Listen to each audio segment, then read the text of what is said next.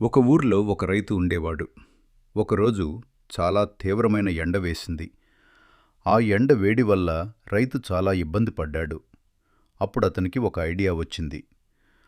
ఐస్‌తో ఇల్లు కట్టుకుంటే చల్లగా ఉంటుంది అని అనుకున్నాడు. అతడు ఐస్‌తో ఒక ఇల్లు కట్టుకున్నాడు.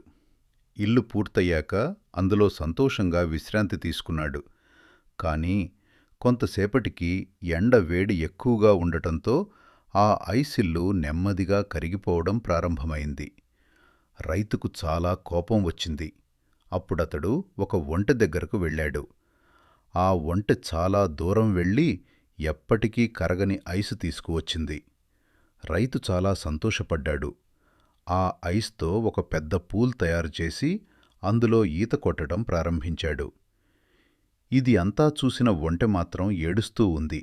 ఎందుకంటే ఇంకా ఎవరూ లైక్ చేయలేదు, సబ్స్క్రైబ్ చేయలేదు.